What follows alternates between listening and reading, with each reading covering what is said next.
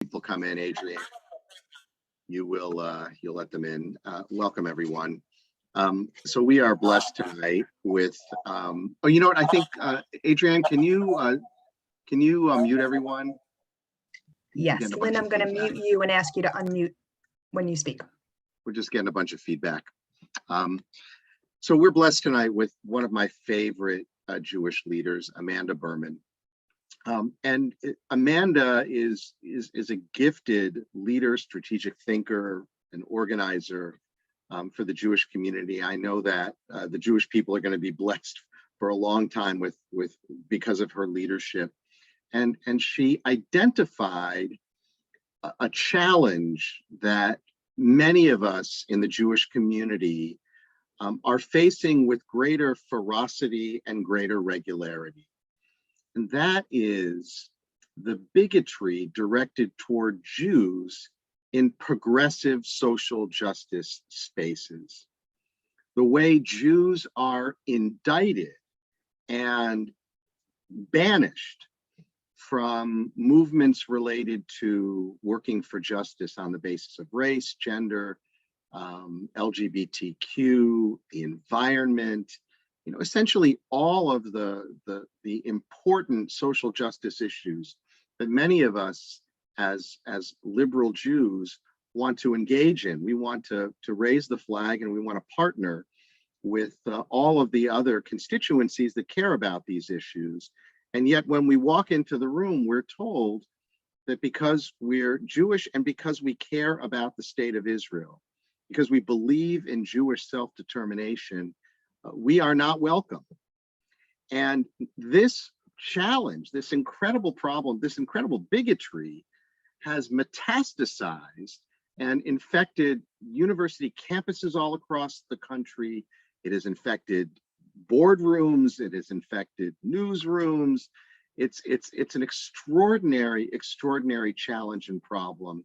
And Amanda has discovered this and become a powerful voice and a powerful organizing magnet for us to be able to come together and to fight this and to take our rightful place in these movements for social justice, to not allow our voices to be silenced, and to protect those who are rendered vulnerable by these attacks.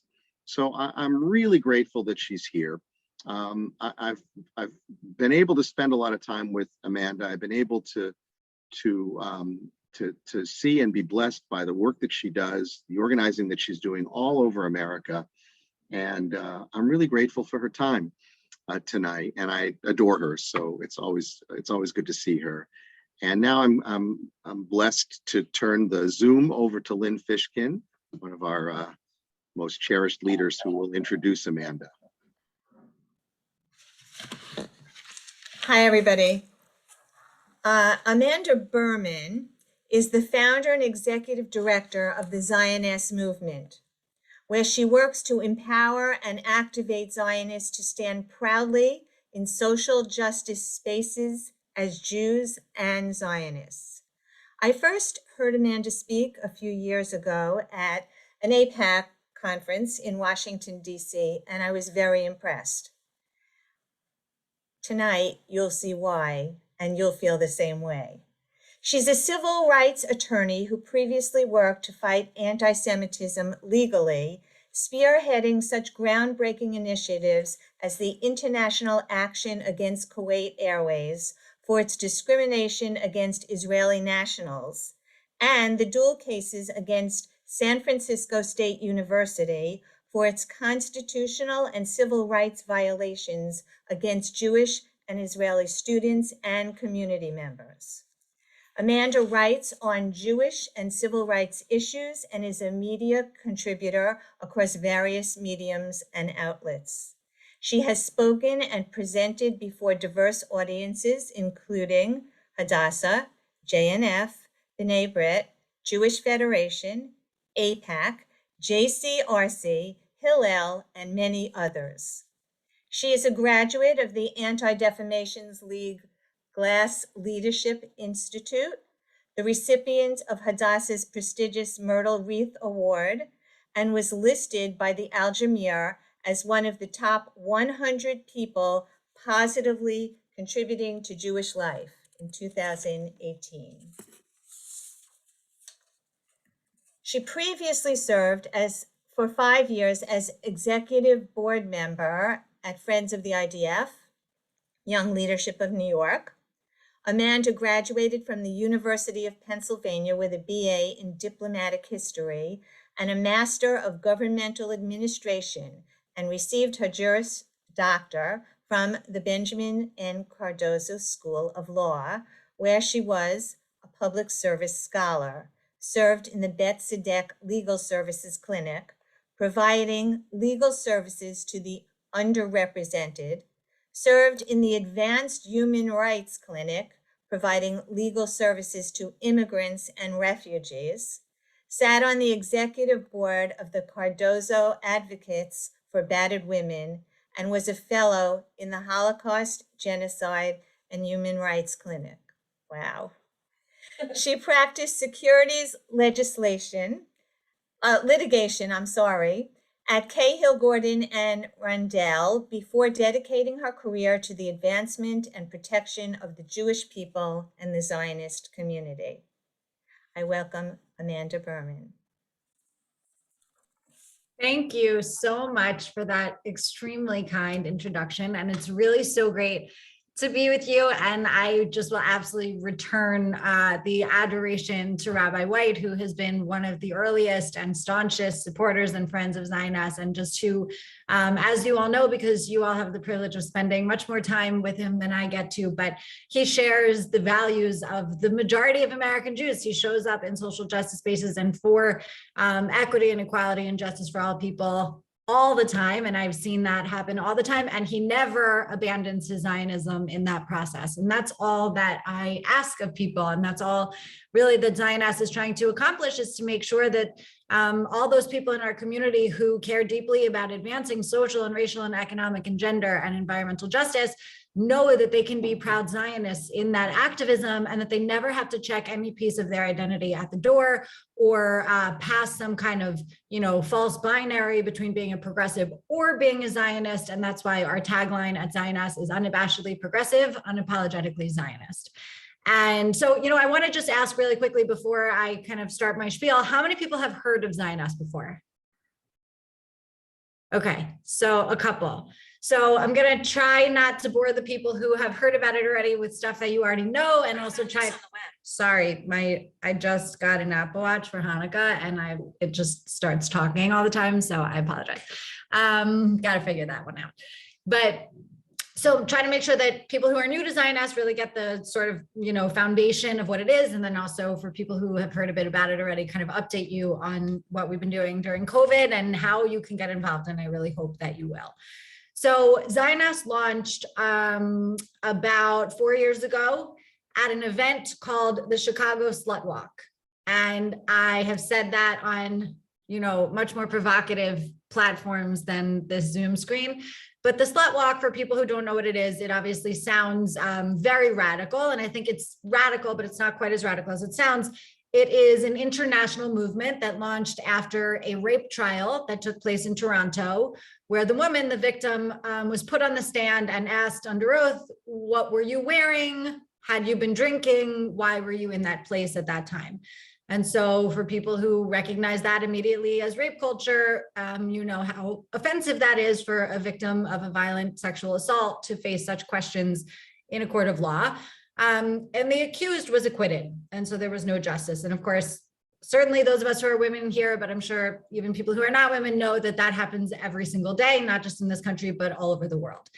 And so that, for some reason, I'm not sure I ever really understood why that particular trial was this impetus for a global movement. But after that trial, the Slut Walk was born, and they happen all over the world. There's one in Tel Aviv, there's one in New York, and the one that I went to was in Chicago.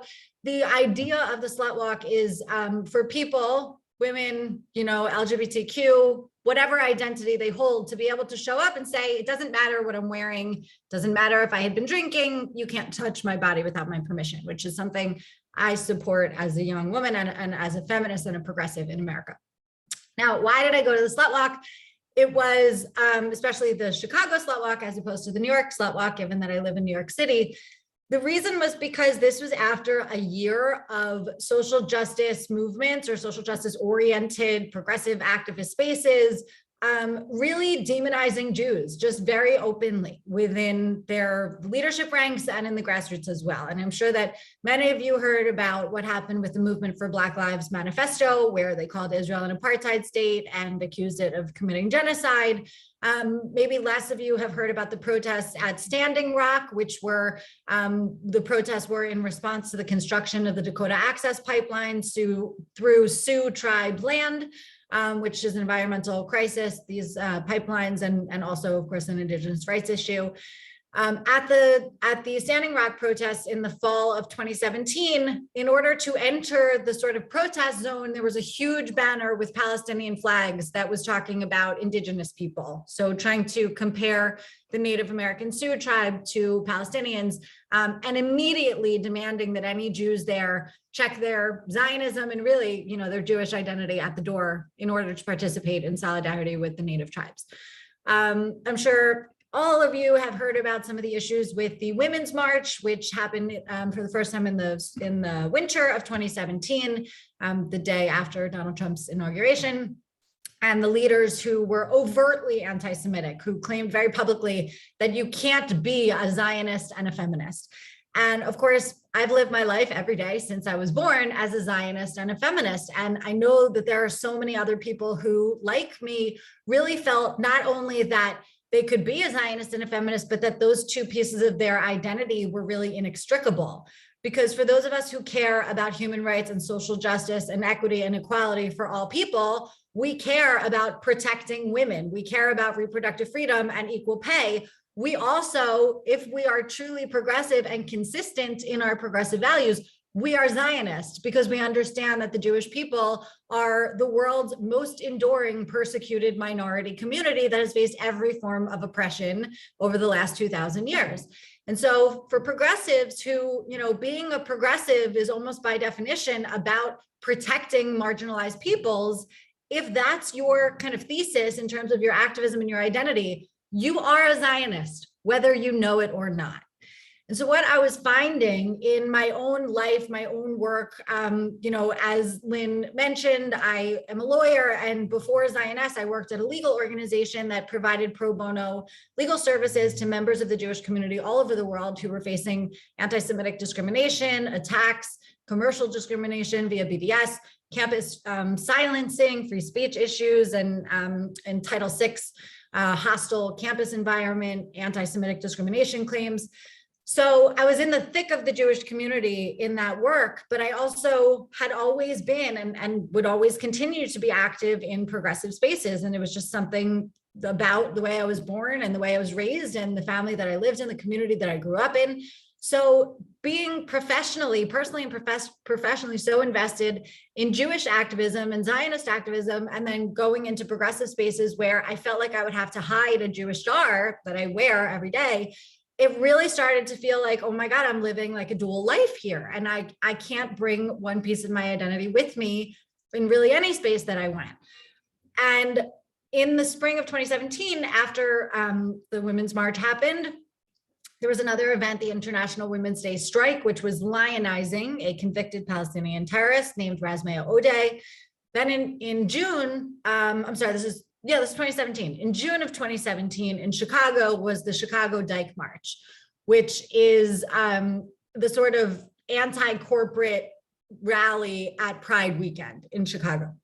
And at the Chicago Dyke March, there were 3 Jewish lesbians who were marching. This is a place where they felt like they could bring their full selves, their Jewish and LGBTQ selves with them to the Dyke March. They were waving a flag that was a pride flag with a Jewish star in the middle. And they were actually targeted at this rally, which was supposed to be, again, about celebrating their intersectional identities. They were targeted for having that Jewish star on the pride flag because they were told that it was triggering people and making them feel unsafe, that the Jewish star in the middle of the pride flag was too reminiscent of the Israeli flag. Jewish star in the middle of a flag made people think about Israel and made them feel triggered and made them feel unsafe because as you can imagine, Israel is an apartheid state, genocidal, colonialist, imperialist, racist state. And so people said, the Jewish star on your flag makes us feel afraid. And so these three women were actually kicked out of the Dyke March in June of 2017. This was the first time. I just listed all of these events that happened all in the course of 1 year. And if I went back further, it would be our whole time together. But this was just in the course of 1 year. And what happened in Chicago in June at the Dyke March was the first time I saw these issues, this blatant anti-Semitism happening within the progressive movement, called out on more mainstream platforms. It was in the New York Times, it was in more progressive publications like Slate and the Huffington Post. And I saw people in my progressive circles for the first time acknowledging that maybe this wasn't anti-Zionism, this nebulous thing that people felt like they couldn't define and they would never dare try. Maybe this, we will ban Jewish stars because they look too much like Israeli flags. Maybe this is just base anti-Semitism. And this was the first moment that I saw people actually understanding that. And so that was an opportunity, right? When people wake up to the problem, you have much more chance of getting them invested in finding a solution. So 2 months later, in August 2017, when the Chicago Slut Walk, which I already told you about, announced that it would be, having a rally on August 12th, 2017, and I will never forget the date because it was the same date as the Charlottesville rally in Virginia with the tiki torch bearing Nazis yelling, "Jews will not replace us." And the reason why I think so much about the relationship between what happened in Chicago and what happened in Charlottesville, and of course, it's not a direct comparison. There were no deaths in Chicago. There were no tiki torch bearing Nazis, but there were progressives screaming at me, and I'll tell you more about my experience there, but using very similar language about, Jewish imperialism, Jewish oppression, Jewish racism, and suggesting essentially that Jews have no right to be in Israel, while in Charlottesville, the chant was Jews really have no right to be here, blood and soil, here America is not for the Jews. And so that experience led me to write an op-ed about, being in Chicago, hearing really similar things from the left as what people in Charlottesville were hearing from the right. Now, at the Slut Walk, the reason why I went to the Slut Walk was because the Slut Walk had announced that they were endorsing the policy of the Dyke March, which was to ban Jewish stars as Zionist symbols of racism and oppression. That's a direct quote, Jewish stars. And it was just sort of one of those moments where I said, I have to go. I have to be there and I have to wear a Jewish star. And I dare them to kick me out of a public park in the middle of Chicago on a beautiful Saturday afternoon in August. And if you're thinking like, wow, I'm so courageous, it's not that. I'm really not. It's not about courage. It's about the fact that sitting in rooms with the Jewish community for the years prior to this moment and hearing so frequently from our communal leaders that we really didn't have an answer to this. We really didn't have a solution. And we really didn't have anyone who wanted to stand up and sort of confront this manifestation of anti-Semitism, specifically within the progressive left. We didn't have anyone who spoke the language of the people who were perpetuating these forms of anti-Semitism. And so, working again through this legal organization with the Conference of Presidents of Major American Jewish Organizations, which is an umbrella of the leaders of our Jewish community, I realized we had a void in our institutional landscape because we had tons of Jewish organizations that do incredible social justice work, that are engaged every day in the fight to advance the progressive agenda here in America. But they will not touch Israel or Zionism with a 10-foot pole. And at the same time, we have tons of great pro-Israel organizations and Zionist organizations that are so unequivocal about the Jewish people's right to self-determination in our indigenous homeland, who will fight for Israel until, our dying days, who will make sure that Israel has the support it needs to defend itself militarily and the diplomatic relationships that it needs to defend itself, on the international stage, but they will not touch social justice causes. And so there was this huge empty hole in our communal landscape for the vast majority of us who care both about social justice in this country where we live and work and vote, and who also care about the safety and security of the Jewish state and about our own Zionism, which is part of our identities as Jews. And no one was articulating that. No one was really sitting in the middle of those two things. Again, we had people on both sides of those questions, but no one who was bringing them together. And so that's how Zioness was born. At the Chicago Slut Walk, when they said, you can't wear Jewish stars, we said, absolutely, we will wear Jewish stars. And I was talking to a friend who does PR. Rabbi White has heard the story 25 times, but he said, you need posters and t-shirts and you need a name and a logo, and we're going to send out a press release, and we're going to get more people in Chicago to march with you, and we're going to go to the Slut Walk, and we're going to be there, and we're going to be proud of who we are. We're not going to protest the Slut Walk. We're going because that's a space that I want to be part of, that feels really, like an activist movement that represents my values and tells me that as an American woman, I can fight for my bodily integrity and autonomy. And, and then says that if I'm a Jew, and if I'm a proud Jew, and if I'm a Zionist Jew, I'm not allowed to be there. That is untenable for me. So what happened when we got there, and then I'll move on to some of the more current stuff. What happened when we got there was that the organizers of the event, of the Chicago Slut Walk, changed the entire lineup of speakers to be people who were talking exclusively about the Israeli-Palestinian conflict. So this rally that was supposed to be about patriarchy and slut shaming and victim culture really just got turned on its head to be a demonization of Israel and of anyone who supports it. So of course, all of the Zionist activists that were there. And what happened was that all of these, well-intentioned progressives, incredibly diverse group of people who come together at the Slut Walk, ended up coming up to those of us who had Zionist posters and saying, why are they attacking you? What is going on here? Why are they talking about, the Middle East right now? We just don't understand what this has to do with the Slut Walk and what we're doing here. And we had the opportunity to engage with all of these people who had either heard nothing in their lives about Zionism or had only heard horrible things about Zionism, right? Who were kind of associating it with all the worst ills of, of human rights violations in the world, and had never actually met a Zionist who shared their values. And this is one of the huge challenges of our community, that we are so small in numbers that so many people have never even met a Jew, which makes it very easy to internalize and to believe anti-Jewish tropes, which are really just as systemic and just as much a part of the air we breathe as anti-Black racism, because this is the kind of stuff that really, again, it's in the air we breathe. So being able to engage with all of these people and to explain to them what Zionism means to us as Jews, to explain Zionism is not actually a political movement. We could talk about Herzl's Zionism and the manifestation of the modern Jewish state.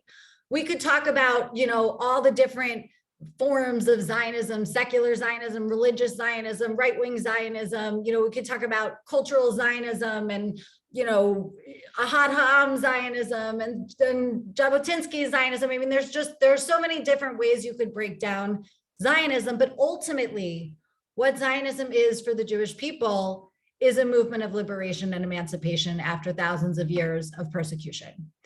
And so putting aside any of the debates that people want to have, Zionism has absolutely nothing to do with the Israeli government.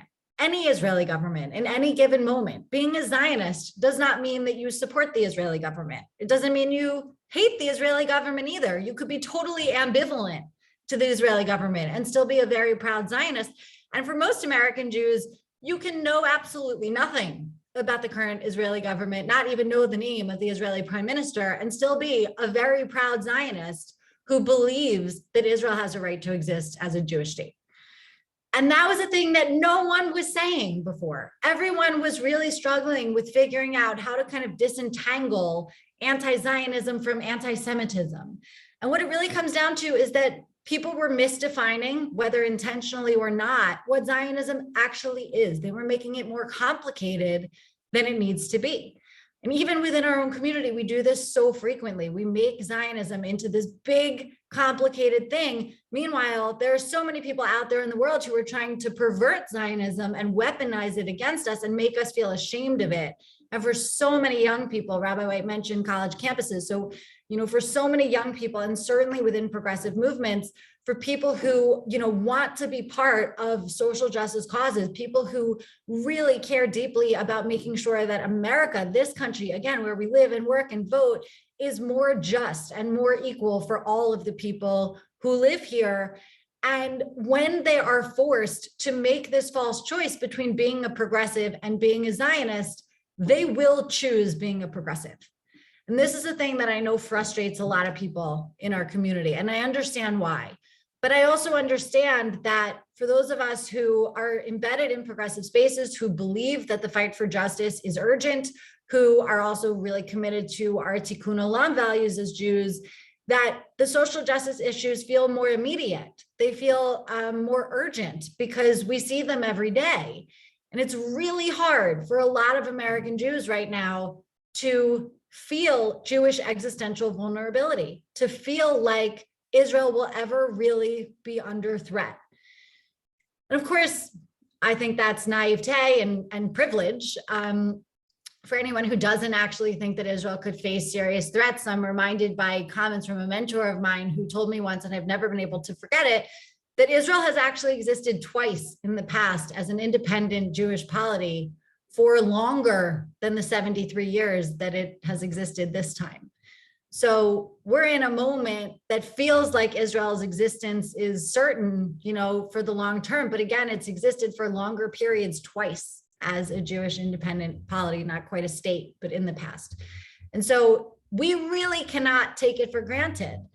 But for Jews like me and, like a lot of you, and certainly like your kids and grandkids, if you have them, we've never lived in a world where Jews have been truly vulnerable. We've certainly never experienced it because of the lives that all of you and your parents have given to us. We've never actually felt targeted or oppressed as Jews in America.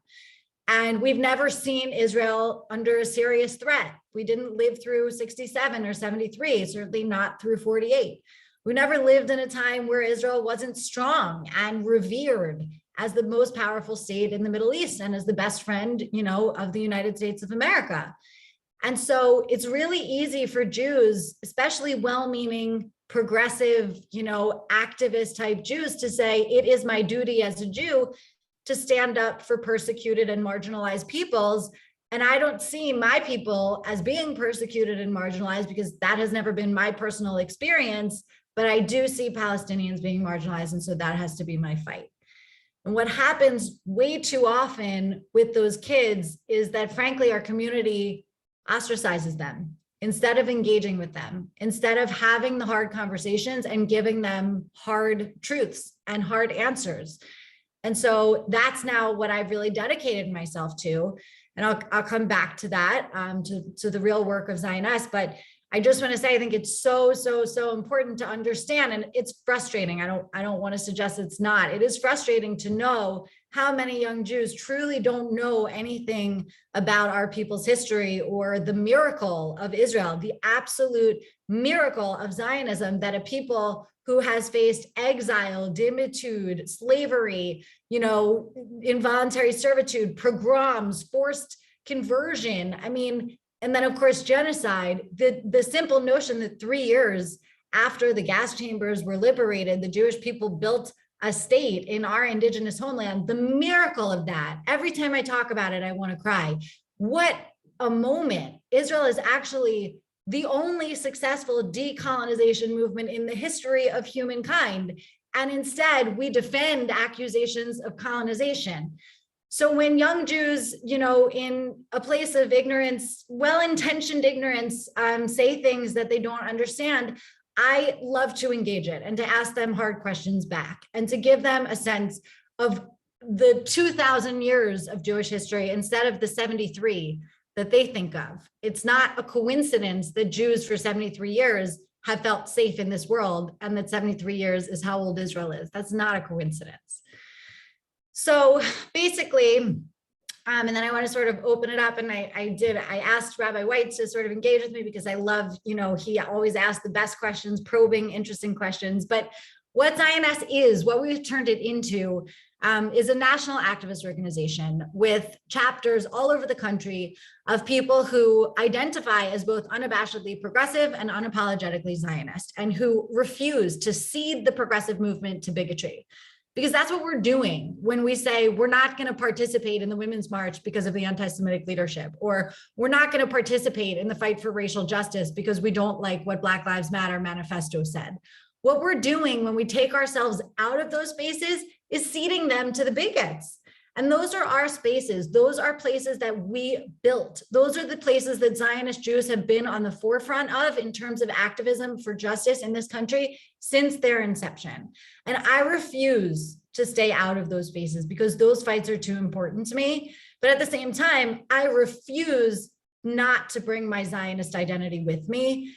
And what happens when I do, when I'm there, when I'm a proud Zionist, when I'm wearing a Zionist t-shirt or carrying a Zionist poster, what happens is that people come up to me. I know a lot of people like to think that if you show up in the world as a Zionist, you're going to get attacked. And I want to tell you that for almost 4 years of showing up every day in the world with Zionist basically tattooed across my forehead, I have almost never been attacked for it. What ends up happening is that people come up to me and they ask me questions and they want to know what Zioness is, and they want to learn and they want to engage and they want to see how I see my Zionism as consistent with my progressive values. They want to talk about the conflict. And what I actually say is, I don't feel the need to defend Israel in a geopolitical conflict that really has nothing to do with my life. What I do want you to know, person, is that Zionism is part of my Jewish identity. That Zionism is the history, the culture, and the story of my people. It's not even about religion at all. That my people are the children of Zion, that we were born at Mount Zion, that for thousands of years, exiled from our homeland, in the diaspora, in every corner of the globe, the one thing that united us, we were totally disconnected, and the one thing that united us was that we prayed in the direction of Zion and longed to return home. So when people say Zionism is about the Israeli state, the Israeli government, it's about oppressing Palestinians, no, it isn't. And we cannot allow people to weaponize or pervert what Zionism means, because it's ours to own and it's ours to define and it's ours to explain, and it is totally consistent, not just consistent, but it is central, in my view, to being a progressive, to fighting for liberation for every persecuted community, including ours. So for anybody who wants to learn more, I would love to talk. I could talk for hours more, but I just want to make sure I'm not just ranting. And so just wanted to invite more of a conversation. Well, thanks, Amanda. And by the way, Zioness sweatshirts are the most comfortable sweatshirts you could get. So go on the website and buy them. They're great. They're great. They are the best you can get. And now you know why I wanted to bring Amanda. She's just an incredibly inspiring leader. And I'm grateful for your talk. And I know we've all been elevated by it and challenged by it and a little depressed by it. That's not what I want, but I'll come back to that. Well, I have two questions that I want that I'd love you to answer, and then we'll open it up to questions from anyone in the Zoom here. My first question has to do with what you're observing on college campuses, and we've seen now in New York a couple of very prominent cases of this kind of anti-Semitism, one at CUNY and one at NYU Law School recently. And I'm curious what you're sensing among the Jewish students on those campuses. In other words, I'm sure that some are offended by it, others may be threatened by it, but generally speaking, you know, what is the posture of Jewish students as they confront these kinds of campaigns?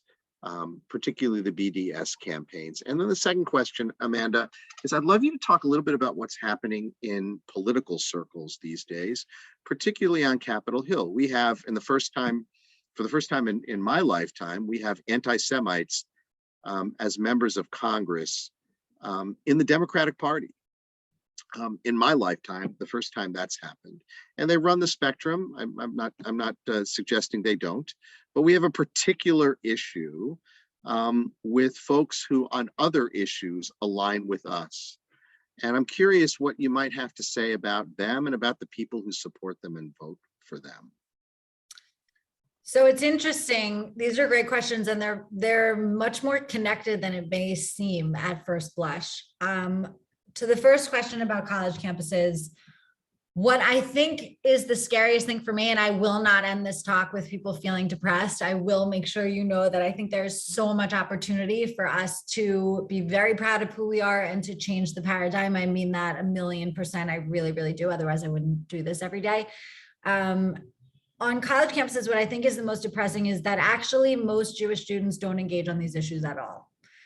It's not, there's certainly no monolithic, answer to how Jews respond to BDS campaigns or, other forms of anti-Semitism on campus. But, in some sense, I said it's depressing, but in some sense, I think about my college experience, and these weren't issues when I was in college.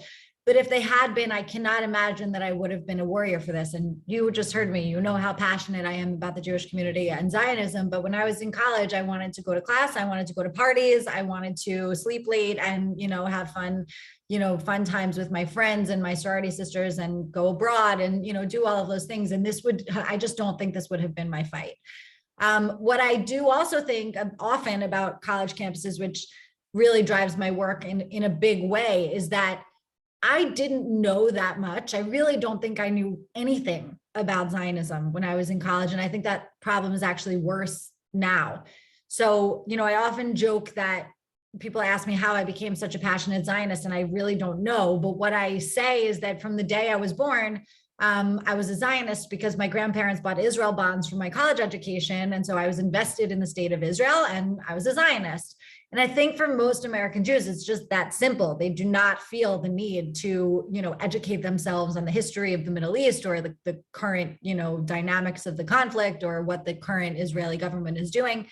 So when I got to college, again, this was not an issue, but I know I was engaged in every progressive thing I possibly could be part of, every women's group, the Campus Democrats, anything I could be part of. And I often say that if I had faced this litmus test when I went up on the college fair, where everybody was tabling and someone said, oh, you want to be in the Human Rights Club? Well, I see you're wearing a Jewish star, so I just want to make sure you're anti-Zionist because otherwise you can't really be part of this club. I really don't know how I would have responded. And my mom tells me that this is not true, but she has more faith in me than I have in myself. But I think that I would have said, okay, I'll be anti-Zionist. I don't really know what that means, but, if someone had said, in order to show how much you care about human rights, you have to stand up to your own people who are committing this horrible human rights abuse, and they're doing it in your name, and they haven't told you about it, and they've been hiding it from you your whole life. I think that would have messed me up in a lot of ways because I just would not have been prepared to respond. And I think that's what's happening to way too many Jewish students on college campuses. It's just that simple. It's not, as I think too many people in our community like to say, well, their kids are self-hating and they're whatever. They just don't know because these issues are complicated. And the people, frankly, the anti-Semites who are perpetuating the problematic narratives are trying to really simplify something in a way that makes it digestible to people and in a lot of ways appealing, because if you could make things that simple, that just by identifying your own people as being human rights abusers and standing up to them to prove your credibility, if it were that easy, then, we could solve human rights abuses all over the world, right? So this is all to say, I think this is the biggest challenge, is that for too many Jewish students who want to be part, and I put, this is not an attack on those students because I put myself in their camp, but for too many Jewish students who face that binary choice, they choose whatever the progressive issue is without asking hard questions of the people who ask them to renounce their Zionism. And then they just kind of move away from any kind of Jewish communal involvement on campus because it's a lot of work, right? And they have to stand up to their peers and their friends and all the other good Jews and good progressives who have already done this and renounced Zionism. So to whatever extent I think there's a solution, it's about reaching them before they go to college. It's about, not necessarily having really long, like, I don't think people need to read Herzl or read, the history of Israel before they go to college. But I think Jewish pride is a thing that we can instill in a lot of different ways. And when people have Jewish pride, even if they can't articulate any of the complexities of the conflict or even of Zionism, but if they're proud Jews, they're not going to submit to those tests so easily. And so, and I think that's a thing that we can do communally. You know, I don't like to say, here's what we have to do, all of these things, and all of those things are impossible. I think that's actually a tangible, achievable thing that we can do is raise Jews to be proud of who we are. But BDS on campus, like, I don't want to minimize how serious it is. It's getting out of control. I will say, I think, you know, I spent a lot of time in 2021 talking about what happened in May, the conflict and the sort of corresponding explosion of anti-Semitism that we witnessed as a community. And what I tell people who were really depressed in those moments was that actually those were opportunities, because the more Jews in America felt vulnerable, the more they could connect with that 2,000 years of history long before the past 73 years and actually think a little bit about what it means to be a Jew. I'm not a super dramatic person who thinks, oh my God, it's Nazi Germany. We're not in Nazi Germany, but we have a communal history that can't be forgotten. And as wonderful as it's been for us to feel safe and secure and assimilated in this country, I think it's important to have a wake-up call. I don't wish for what happened in May by any means, but I think that was an opportunity for people, to engage and for people to have conversations that they may not otherwise have. So I want our community to take those opportunities and to have those conversations. So to connect that to what's going on in Congress, there are Jews supporting those members of Congress, Rabbi. And I think that's a huge part of the problem, that because so many Jews have submitted themselves to these litmus tests, and because, you know, historically there have always been, as a Jew, Jews who existed in lots of different spaces for the singular purpose of protecting anti-Semites from accusations of anti-Semitism. And it's always been successful. Those as a Jew, Jews have always been very successful in advancing anti-Semitism to the total destruction of the Jewish communities that they lived in, and ultimately to their own demise. But this is a thing that we are witnessing in with extreme gravity, I think, in this moment. The number of Jews who feel like in order to be a good Jew, they have to abandon our community and they have to stand with people who they identify as victims or as oppressed people, even when those people are attacking our community. And so what I want to say, you know, it's such a hard dynamic, because, you know, I worry that we as a community spend so much time talking about the dangers that these people, you know, present, that we actually elevate them in a lot of ways. And that doesn't mean we shouldn't talk about the dangers, but it's a weighing. And so I don't like to talk about them as much. I like to talk much more about the amazing progressive leaders in Congress who are such staunch, committed allies to our community. And there are several, and I hope there will be more soon. I think, you know, it's a similar thing as what I said about May, is that, you know, seeing these small handful, but loud people in Congress who really demonize our community in such dangerous ways has really been a wake-up call to a lot of other people who either want to run for office, who want to be engaged in helping recruit candidates for office, who want to support candidates who are running for public office. And a big part of what we're trying to build at Zioness through our chapters and our national grassroots are people who, again, we're going to be part of progressive movements anyway. This is not about recruiting people who are not actually progressive to try to get them to show up in a space that is not their organic ideological home. It's about activating progressive Jews to be Zionist in the activism that they were going to participate in anyway. And when you're there organically and you're building relationships among other grassroots activists and you're getting to know the leaders of activist movements and spaces, those are the people who will ultimately run for public office. And so, you know, we need to be there. We need to be fighting these fights. We need to be allies. We can't expect people to be allies to us when they don't know us, if we're not there fighting their fights too.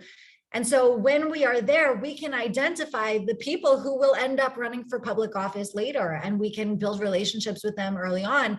And it's just like talking to your kids before they go to college, talking to electeds before they become electeds, talking to leaders before they run, making sure that they understand, you know, the Jewish story and what how our community feels about certain issues from us before they're inundated with people, spreading anti-Jewish propaganda.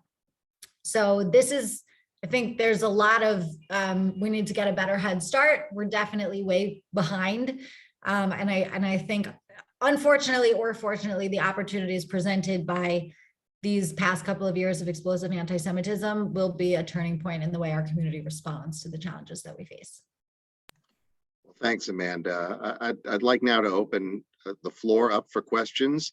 Adrienne is going to moderate. So Adrienne, I'll turn it over to you. Oh, thanks, Rabbi, and Amanda, thank you so much. It's incredibly inspiring to hear you speak. So far, we have one question, and I would encourage anybody else who has a question to feel free to enter it into the chat. Somebody asked, has the Zionist movement received support from Jews of color? That's a great question. I appreciate that question. The answer is yes, absolutely, we have. We are in pretty close conversation with the Jews of Color Initiative, which is a remarkable organization, if you don't know them, run by an incredible woman named Delana Kaufman out of San Francisco. And we have, I don't like to tokenize, so I'm careful how I talk about this, but 1 out of 3 of our staff people is an incredible Black Jewish leader, brilliant young man who I just adore, who really lives and breathes Zionist because of his own experiences as a person who has faced lots of different forms of oppression in his life, and who is a very proud Zionist who feels that Israel is really the only place that he can be his full self as a Black Jew. There are a lot of Jews of color, you guys are in Roslyn, I'm sure you know lots of Persian Jews who, are deeply Zionist. Not as many are as progressive as Zioness is, but certainly deeply Zionist. And I think, there is a really beautiful diversity to our community that we don't celebrate nearly enough. And Zioness really takes a lot of time to do that and to make sure that we are not just inclusive, but celebrating really what I think is the most powerful part of our community, which is that Jews were scattered all over the world and still held on to our Judaism under the most dire circumstances, and that we are so connected in this history and tradition and culture and religious practice and belief and Zionism. That I think is one of the most amazing things that not enough people know about our community. So the answer is yes. And I just want to say that I think there's a sort of misperception in some spaces within our community that Jews of color are not Zionists. And that is, of course, just like there are lots of, very radical left-wing white Jews who, and I don't like to say white Jews because Jews and whiteness is complicated, but just because these issues are complicated, there are lots of Jews who do not identify as Jews of color who are anti-Zionist. And of course, there are some Jews of color who are also anti-Zionist, but I would just in case anyone has that perception that Jews of color are not Zionists, please challenge that because it's not true. Amanda, thank you. Another question, do Zionist members meet with high school students to talk with them and give them the tools to respond to anti-Semitism on college campuses? Thank you for this question. We do. We will talk to anyone. Like I always say, because I get that question a lot. I frankly get the question a lot from parents who want their kids to come to a Zionist event. And then when I reach out to the kids don't want to come. So I will say is, if there's a group of teens, and maybe Rabbi White and I could work on this, or, if there are a group of teens that want to do an event with Zioness anytime, like I will come on any Zoom anytime and chat or do a training. We did do a Teen Fellows, it was sort of a pilot in 2020, which of course with the pandemic was extremely challenging. And we did not do it again this year because we didn't have staff capacity, but we're currently hiring for several roles. And actually, if anyone knows someone who might want to work with us, you can see all the job descriptions on our website.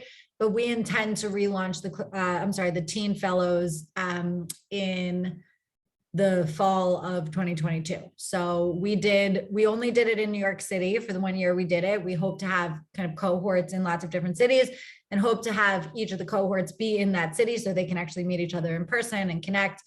And it was really great. The New York City one, we selected 18 students. It was very competitive and they had a really great, it was only 5 sessions throughout like 6 months, but they loved it. And so we will definitely do that again. So if anybody, has a high school student in the fall of 2022, please tell them to stay tuned and we'd love to have them apply. I think it's a bigger problem in the adult community, in my community, the adults.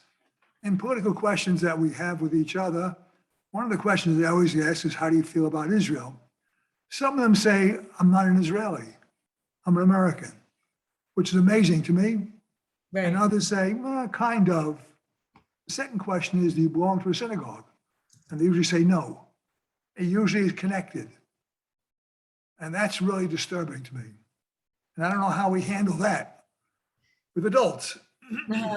Yeah, it's a very fair point. I will say with younger people, it's not a correlation. I can't speak for, I can only speak for my generation really, but I have not belonged to a synagogue in several years. And obviously I'm a unique case because I am so close with so many rabbis that I don't have any idea how I would choose. But I feel so Jewish in my Zionism, in my activism, in my commitment to Tikkun Olam, in just like living my Jewish values every day, that I don't feel like I need to belong to a synagogue, and it doesn't in any way minimize my Zionism. But it is a challenge, and it's a challenge among people of every demographic, that people feel like in order to be a Jew, you not only have to have an opinion about Israel, but you have to declare it. You have to prove something to someone, and not everyone has the same test, right? Someone might expect you to say, you know, I like Israel, but I wish it would stop doing this, this, or this. And someone else might expect you to say Israel's perfect and any criticism of it is anti-Semitic. So the way we engage with Israel as a community, I just think is so damaging, just in terms of our interpersonal relationships with each other.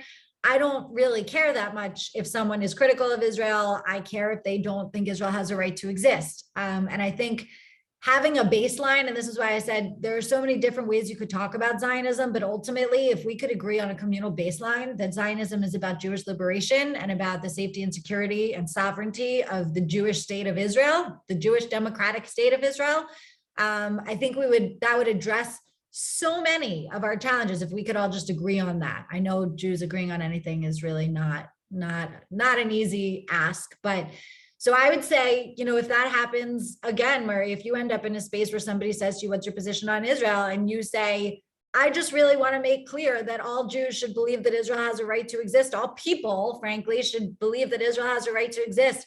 And I sometimes go on a whole tangent about how absurd and anti-Semitic it is to suggest that Israel doesn't have a right to exist. That is a baseline that we could all agree on, whether you belong to a shul or not. Amanda, thank you. Another question just came through. Are there Zionist type organizations in Europe, et cetera? And if so, are you in communication with them? Wait, I'm so sorry. I got distracted by something on the other screen. That's okay. Let me reread that. Are there Zionist type organizations in Europe or other parts of the world? And if so, are you in communication with them? Do you collaborate with them? That kind of thing. Okay, that's what I thought it was. I just wanted to make sure with the question. So it's a great question. The answer is there are not that I know of. I get requests a lot. I will say, Rabbi White knows this because we've been working on something together for a long time that I have not been able to launch because we haven't had staff capacity. The same reason why we didn't do the Teen Fellows for the second year. The demand for Zioness is so much bigger than our team can harness. And so, you know, I spoke for the Lions of Judah in Montreal a few weeks ago. They were amazing. They want to bring it to Canada. I had a call last week with some Jewish leaders in Australia. They really want to bring it to Australia. Last year, I had a call with some people in London who want to bring it to London. The thing is that Zioness is really focused on the American political paradigm. And obviously with the British Labour Party and the Canadian Green Party, I mean, there are connections, right? And there's ways that we could do that, but it will require a lot more staff capacity to make sure, you know, the way that we talk is so specific. To reject these litmus tests, reject the binaries, to instill Jewish pride, to explain what Zionism is to people who have no idea, you know, to make it accessible, to help people understand that it's not about politics, it's about identity. I mean, there's some really nuanced things that we try to do in as simple of a way as we can. And so it's just really hard to expand globally. We're only like less than 3 years old. So I hope we will be able to do that for people in other places that are experiencing anything like what we're experiencing here. Amanda, someone just asked if this is something you're comfortable answering. How does Zioness cover its expenses? How are you funded, in other words? I'd love your support, whoever asked that question. But we are funded by foundations and, major donors, small and large donors. Anyone can make a contribution on our website. It could be $5, it could be $180, any range. Lots of amazing foundations and Jewish leaders who have been remarkably generous and had, invested in us when we were just an idea. And we have a lot to prove to our donors because as you heard, there's a real urgency to our work, and we're doing everything we can to make sure that everyone who supports us is really proud of that investment. Amanda, I have one question. You mentioned SUNY before, and in either July, I believe it was July or August, 50 Jewish professors walked out in mass because of what's going on there. Have there been any repercussions, or has it helped? I'm not an expert specifically on you're talking about CUNY? Yeah. I have to be honest, had my hands full. I haven't been following super closely what's been good. In my previous job, I would have known every detail about what's going on there. CUNY's had an anti-Semitism problem for a long time. There are a lot of schools that have had these issues for a very long time, and I haven't seen any of them make significant progress. What I will say that's been sort of interesting for me over the last year in particular is that I've actually gotten outreach from several pretty prominent university presidents who have been seeking and DEI professionals at universities who are really seeking a way to navigate the complexity of this stuff. It's, without going too deep into a whole other topic, the DEI space is very fraught right now. And it's of course, part of the larger paradigm in the progressive movement that when we talk about oppressed communities, there's a tendency to associate white people with power and people of color as being oppressed. And most Jews in America, not most Jews in the world, but most Jews in America show up in the world as white. As I said before, Jews and whiteness, very complicated paradigm, but a lot of Jews show up in the world, certainly in America, as white. And so within that kind of framework of the powerful and the powerless, Jews are really seen, and this is an anti-Semitic trope, but Jews are really seen as the epitome of whiteness and therefore the epitome of power and therefore an oppressive group. Obviously, it goes right into blood libels and power tropes, and every classical anti-Semitic trope in the book gets kind of wrapped up in that.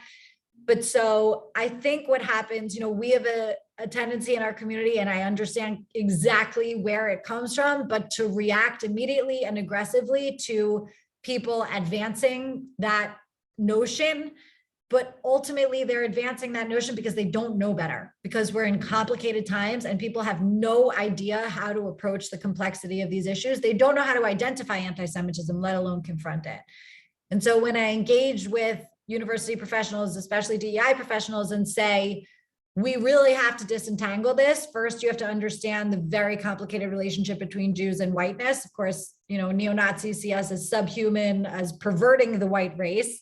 And then in certain progressive spaces, we're seen as the epitome of whiteness, oppressing people of color. And so Jews can't escape violence from both ends of the radical ends of the political spectrum.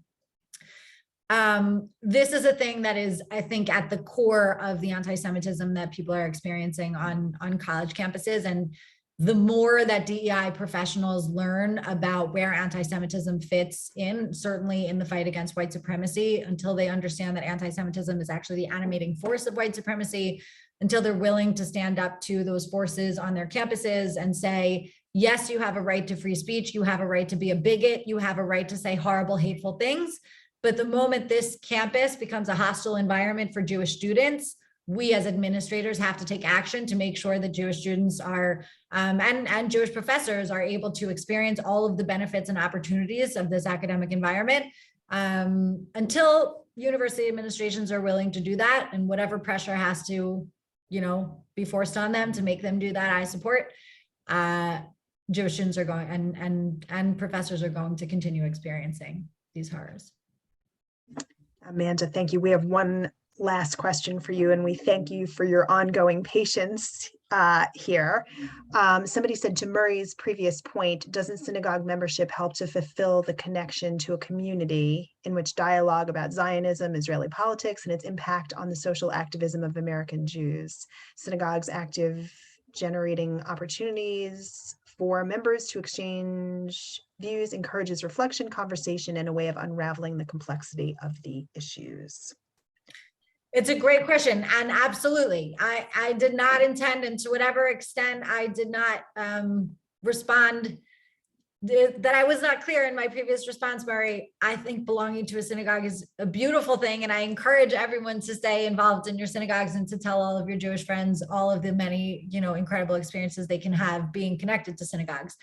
What I will say is I think a lot of young Jews, especially, I am a young professional in New York City. I don't have a family. So, for me, and I know I'm not representative, here because I'm so involved and invested in the Jewish community, but like for me, paying dues to a synagogue doesn't make a ton of sense because I get to have these conversations all the time. And I think there are a lot of Jewish young professionals who feel the same way, who are surrounded by Jews who do engage in these conversations and don't feel like they need to be members of a synagogue. Certainly, COVID has made it easier for you to feel part of the synagogue community without actually being a member, and whether that stays the same or not, I don't know.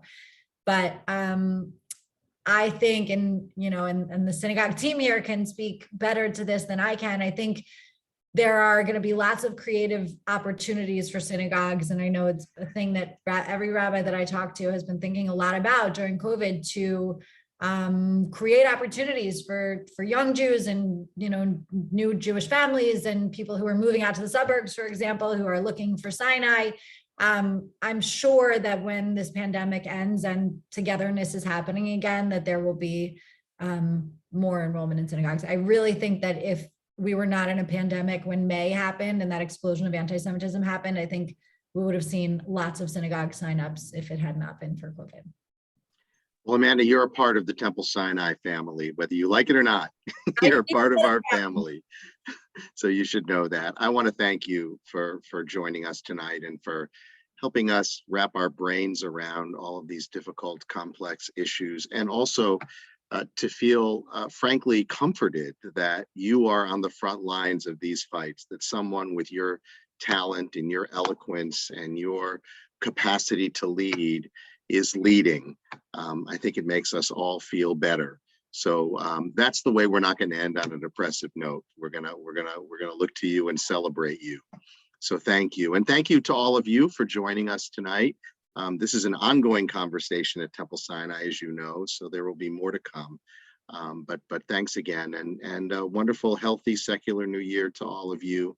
And Amanda, again, thank you. And Lynn, thank you for introductions.